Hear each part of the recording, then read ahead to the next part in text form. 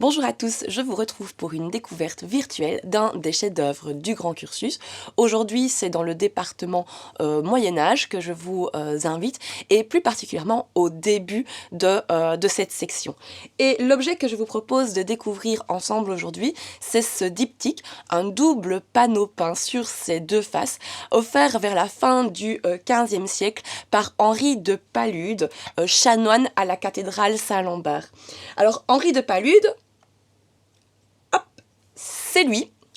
On le reconnaît notamment grâce à ses insignes, c'est-à-dire son blason qui est placé à ses pieds, qui est comme sa carte d'identité. Et puis aussi ce personnage qui est le seul à être habillé en blanc. Il semble complètement extérieur à la scène. Il n'a pas du tout l'air impliqué dans ce qui se passe devant lui. Il est d'ailleurs placé en position de prière, ce qui le met dans le statut de donateur. Le fait de se représenter en donateur fait partie des nouveaux concepts associés à la Devotio Moderna, un nouveau courant spirituel qui va se développer au XVe siècle et qui va modifier profondément la manière de vivre sa foi. Alors, ce double panneau, il représente sur les deux faces arrière, donc au revers, des peintures en grisaille, c'est-à-dire dans des tonalités de gris qui vont être placées comme un trompe-l'œil de manière à imiter la pierre d'une sculpture. Sur un des panneaux, je peux voir notamment ici le jugement de Salomon. Sur l'autre panneau, on peut y voir le Christ et la femme adultère. Et puis, de l'autre côté, au recto, ce sont cette fois des scènes en polychromie, donc avec une très riche palette de couleurs qui sont représentées. Et d'un côté, je peux voir, je peux voir une nativité avec la Vierge, Joseph, l'enfant Jésus, et à l'arrière, on voit même les rois mages qui sont en train d'arriver pour adorer l'enfant. Et cette scène est en complet contraste avec le panneau à côté qui lui montre un cruel et horrible assassinat. Cet assassinat, c'est un événement fondateur du début de la fortune économique et politique de la ville de Liège.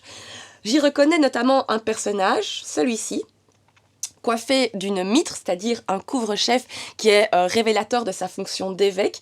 C'est l'évêque Lambert, qui est en train de se faire assassiner d'un coup de pieu par un soldat placé sur le toit d'un bâtiment qu'on pourrait déterminer comme une église de style gothique 15e siècle. Alors là déjà, il y a un anachronisme, l'histoire de cet évêque Lambert est placée au 8e siècle et le décor nous place au 15e siècle. Ça aussi, c'est un nouveau concept de la Devotio Moderna, de placer les scènes religieuses à une époque contemporaine de leur commanditaire pour avoir plus facile de s'y associer. Donc on voit ce pauvre évêque Lambert en train de se faire assassiner. Il n'est pas le seul à subir ce triste sort, puisqu'il y a aussi ses neveux ici, habillés de chasubles rouges, qui sont eux aussi en train d'être assassinés.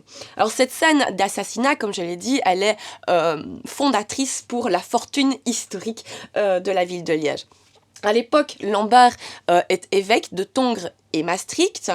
Ce diocèse, il y dirige les pleins pouvoirs religieux, mais ce territoire est aussi un territoire sous l'autorité temporelle d'un maire du palais, le maire du palais Pépin II de Herstal, qui, lui, va installer son palais justement à Jupy, ancien vicus important gallo-romain.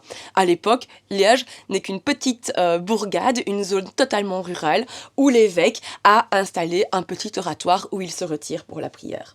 Alors pourquoi se fait-il assassiner ce Lambert ? Eh bien parce qu'il va avoir des dissensions avec Pépin II de Herstal. Pépin II de Herstal va répudier sa femme au profit de sa maîtresse Alpaïde.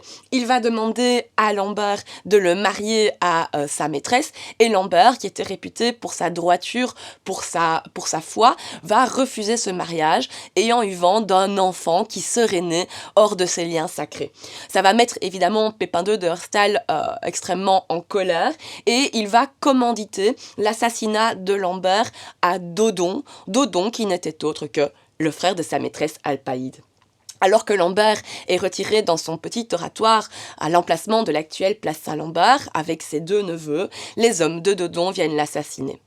À la suite de ce meurtre, le corps de Lambert est rapatrié à Maastricht par son successeur, Saint Hubert, mais sur le site du martyr, il commence à y avoir des miracles. Et à la suite de ce bruit qui commence à courir, se développe sur ce lieu un véritable pèlerinage où se pressent de plus en plus nombreux les pèlerins, ce qui va inciter à la construction d'un premier édifice de culte pour pouvoir les accueillir.